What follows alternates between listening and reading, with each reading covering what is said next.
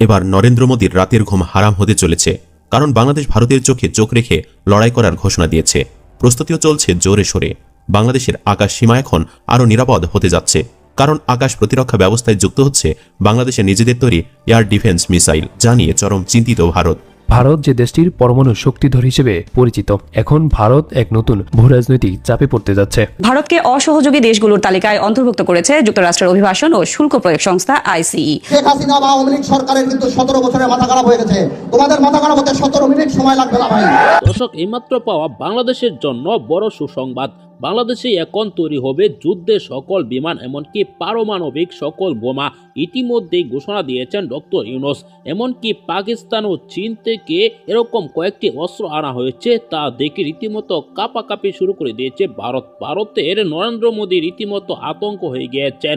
এবার যুক্তরাষ্ট্র ভারতকে চাচ্ছে না, ভারতকে অসহযোগী দেশ বলে গণ্য করেছেন। ইতিমধ্যেই কঠিনভাবে ফেসে যাচ্ছেন নরেন্দ্র মোদী। আসুন দেখে আসি ভিডিওতে, না টেনে দেখতে থাকুন, লাইক করে আমার সাথে থাকুন। এবার নরেন্দ্র মোদীর রাতের ঘুম হারাম হতে চলেছে, কারণ বাংলাদেশ ভারতের চোখে চোখ রেখে লড়াই করার ঘোষণা দিয়েছে। প্রস্তুতিও চলছে জোরে সোরে।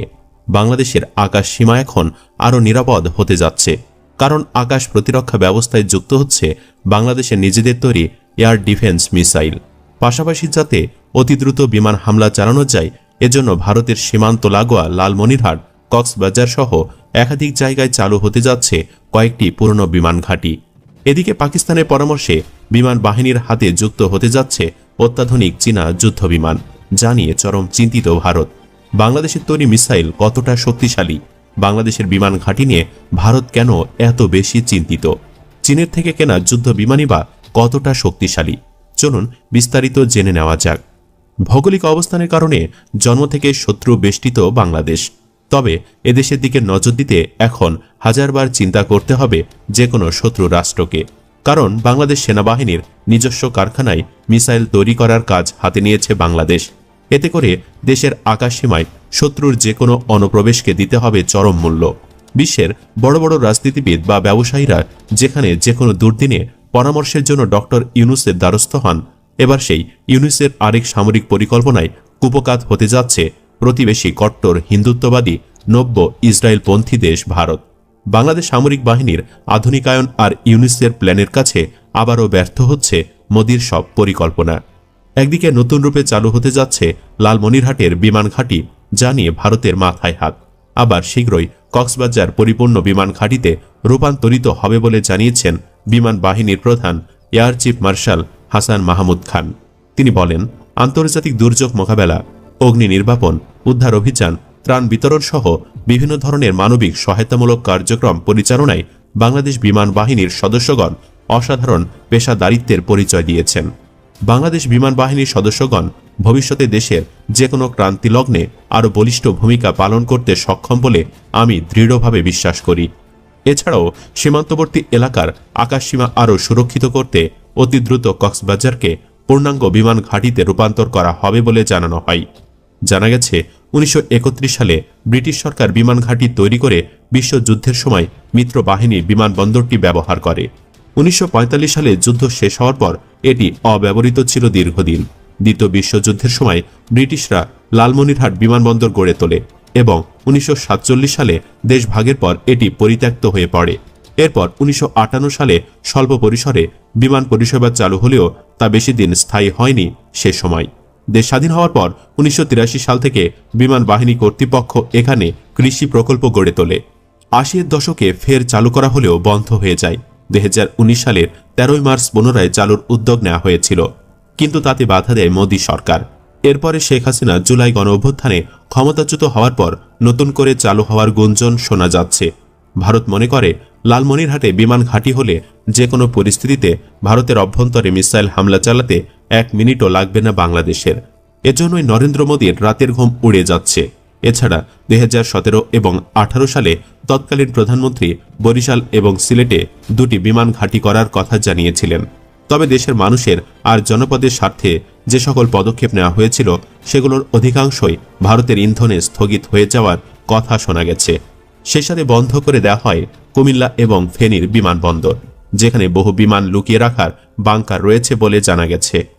এদিকে বাংলাদেশের বিমান বাহিনীর হাতে যুক্ত হতে যাচ্ছে চীনা যুদ্ধবিমান। ভারতীয় গণমাধ্যম বলছে, দাদাবাবুদের উত্তম মাধ্যম দিতে জোর কদমে প্রস্তুতি শুরু করেছে বাংলাদেশ সামরিক বাহিনী। ভারতীয় বিমান বাহিনীর সঙ্গে টক্কর দিতে চীন থেকে বাংলাদেশ কিনছে যুদ্ধবিমান J-10C। মূলত পাকিস্তান বিমান বাহিনীর পরামর্শেই ওই যুদ্ধবিমান কিনতে চলেছে বাংলাদেশ সেনাবাহিনী। বর্তমানে পাক বিমান বাহিনীর ভাণ্ডারে চীনের ওই যুদ্ধবিমান মজুত রয়েছে। বাংলাদেশ বিমান বাহিনীর প্রধান হাসান মাহমুদ খান অবশ্য স্বীকার করতে চাননি ভারতের সঙ্গে যুদ্ধের প্রস্তুতি হিসাবে চীন থেকে যুদ্ধবিমান কেনার সিদ্ধান্ত হয়েছে। তিনি বলেন, বিমান বাহিনীকে শক্তিশালী করতেই অত্যাধুনিক যুদ্ধবিমান কেনার কথা ভাবা হয়েছে। আর সেক্ষেত্রে বন্ধু দেশ চীনের তৈরি J-10C যুদ্ধবিমানের কথা ভাবা হয়েছে। ভারতীয় মিডিয়া আরও বলছে, শেখ হাসিনা ভারতে পলায়নের পরে ঢাকার সঙ্গে দিল্লির সম্পর্কের চরম অবনতি ঘটেছে। ভারতের সঙ্গে যুদ্ধের হুঙ্কার ছেড়েছেন খোদ সেনাপ্রধান ওয়াকারুজ্জামান। এমনকি ভারত অতর্কিত হামলা চালাতে পারে এমন আশঙ্কায় যশোর ও চট্টগ্রাম সেনাঘাঁটিতে পাকিস্তান ও চীনের তৈরি ট্যাঙ্ক বিধ্বংসী ক্ষেপণাস্ত্র মজুত করা হয়েছে। অভ্যন্তরীণ ডিউটি থেকে সরিয়ে সীমান্ত পাহারায় মোতায়েন করা হয়েছে সীমান্তরক্ষী বাহিনী, বর্ডার গার্ড বাংলাদেশের সেনাদের। বাংলাদেশ বিমান বাহিনীর ভাণ্ডারে বর্তমানে একাধিক অত্যাধুনিক যুদ্ধবিমান রয়েছে। পাশাপাশি J-10C যুদ্ধবিমান বিমান বাহিনীর বহরে যুক্ত হলে বাংলাদেশের শক্তি বাড়বে আরও কয়েক গুণ। J-10C যুদ্ধবিমান সম্পর্কে জানা গেছে, এটি 55.5 ফুট লম্বা এবং 32.2 ফুট চওড়া। 19,227 কিলোগ্রাম বিস্ফোরক নিয়ে আকাশে উঠতে পারে। 4,950 লিটার জ্বালানি ক্ষমতা সম্পন্ন যুদ্ধবিমানটি ঘণ্টায় 2,205 কিলোমিটার গতিবেগে ছুটতে পারে।